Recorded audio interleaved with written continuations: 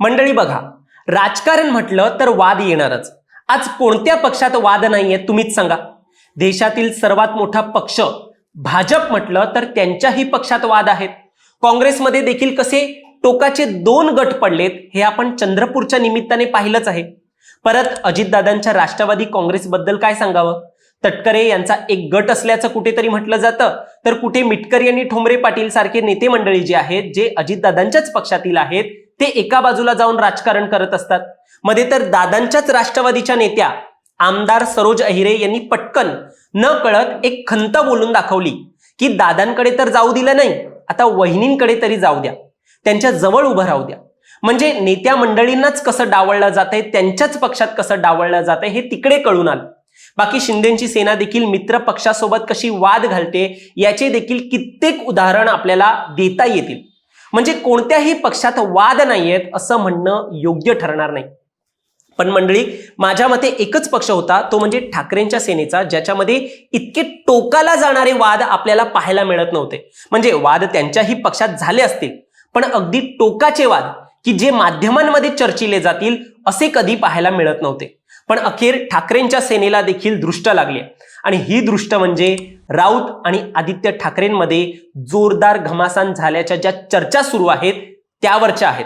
त्या बाबतीत आपण आता म्हणू शकतोय की कुठेतरी ठाकरेंच्या सेनेला दृष्ट लागली. मंडळी, राजकीय वर्तुळात चर्चा सुरू आहे की राऊत आणि आदित्य ठाकरेंमध्ये जोरदार राडा झालाय, आणि आदित्य ठाकरे यांनी संजय राऊत यांना पुन्हा खासदारकी द्यायची नाहीये असं ठरवलं असल्याचं देखील म्हटलं जात आहे. बरं, विषय एवढाच नाहीये, तर शिंदे सेनेच्या नेत्या शीतल म्हात्रे तर खळबळजनक दावे करत म्हणतायत गेल्या आठवड्यात आदित्य ठाकरे यांनी संजय राऊत यांची थेट कॉलर पकडली होती. त्यामुळे आता या खासदारांच्या झालेल्या बैठकीत नेमकं काय घडलंय, त्याचे लेटेस्ट अपडेट काय आहेत, आणि भले या सगळ्या बातम्या सूत्रांच्या हवाल्याने सुरू असल्या तरी या घटनांचा आपण लॉजिकली विचार केला तर यामध्ये शिवसेनेचं कुठे चुकलंय का, आणि चुकलं असेल तर नेमकी कुणाची बाजू योग्य आहे हेच आपण या व्हिडिओच्या माध्यमातून चर्चा करणार आहोत. दरम्यान तुम्ही चॅनलवर नवीन आलाय तर लगेच सबस्क्राईब करा प्राईम टाइम महाराष्ट्राला, कारण असे राजकीय घडामोडी आणि घडामोडींमागील राजकारण आम्ही नेहमी तुमच्यासाठी घेऊन येत असतो. माझं नाव ओंकार साळवी, आणि या विषयाला आपण सुरुवातीपासून सुरू करूया. तर मंडळी, ठाकरेंच्या खासदारांची बैठक झाली, आणि या बैठकीत काय काय घडलंय हे सूत्रांच्या हवाल्याने बऱ्याच माध्यमांनी सांगितलंय. यात नवाकाळच्या वेब आर्टिकलने देखील बरेच मुद्दे मांडलेले आहेत.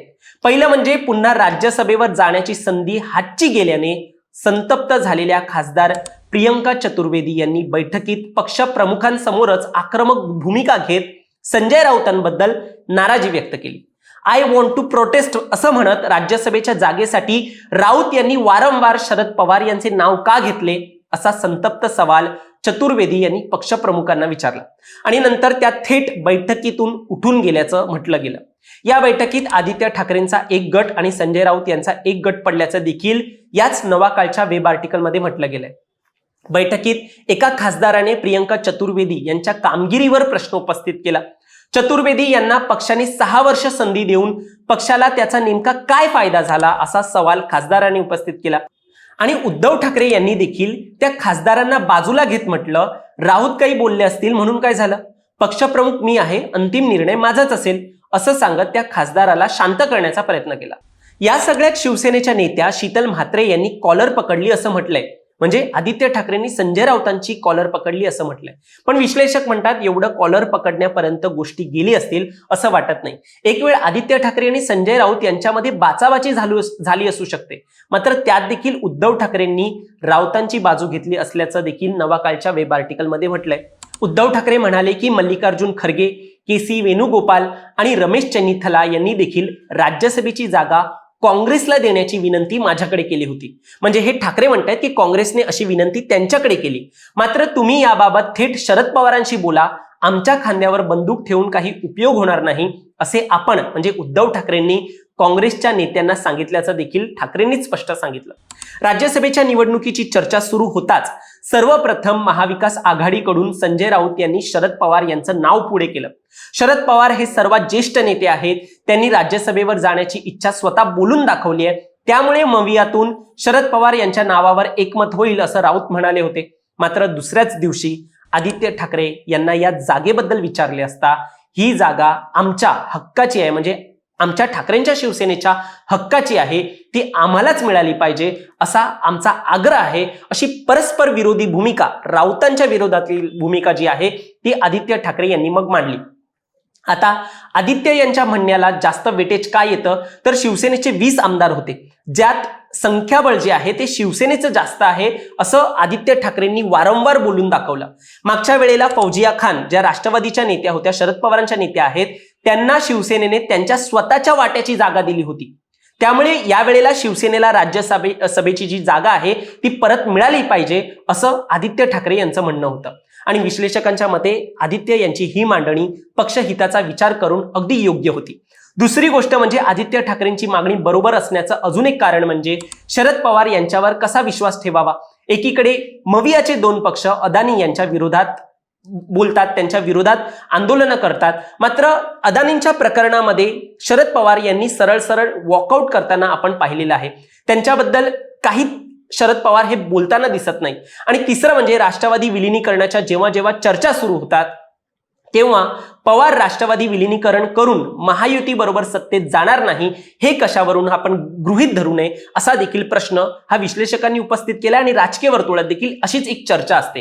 त्यामुळे शिवसेनेने म्हणजेच आदित्य ठाकरेंनी अशा बऱ्याच गोष्टी विचार करून त्यांनाच ही जागा मिळावी, म्हणजे शिवसेनेलाच ही जागा मिळाली पाहिजे असं नेहमीच त्यांना तसं वाटलेलं आहे आणि तसं त्यांनी बोलून दाखवलेलं आहे. आणि मग संजय राऊतांना हे आपलं पक्षाचं हित का दिसू नये असा प्रश्न आदित्य यांना निर्माण झालाय. या सगळ्यातच शरद पवारांच्या नावाची चर्चा करण्यासाठी आदित्य ठाकरे आणि उद्धव ठाकरेंसोबत राऊतांनी चर्चा केली होती का, की राऊतांनी डायरेक्ट गुगली टाकली असेल माध्यमांसमोर, हा देखील प्रश्न आहे. आता सूत्रांच्या हवाल्याने जरी या बातम्या चालल्या असतील की सेनेत 2 गट पडलेत आणि आदित्य ठाकरे हे राऊतांवर नाराज आहेत, तर यात काही प्रमाणात तरी तथ्य असू शकतं असं देखील विश्लेषक म्हणतात.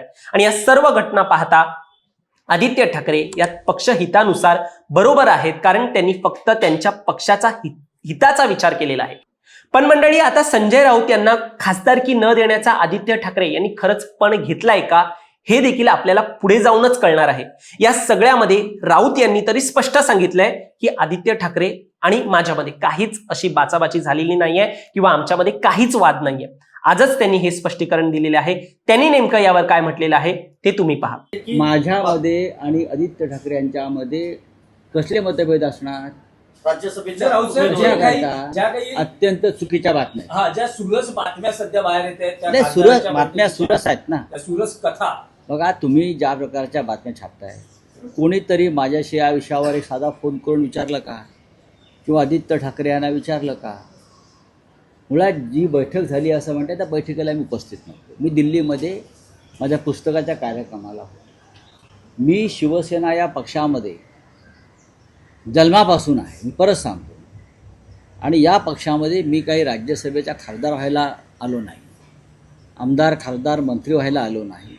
मी बाळासाहेब ठाकरे यांच्या विचारानं प्रेरित होऊन त्यांचा विचार महाराष्ट्राच्या कानाकोपऱ्यात नेता येईल, उत्तम संघटनेचं काम करता येईल, या विचाराने मी या पक्षामध्ये सतत काम करणारा एक सामान्य शिवसैनिक आहे.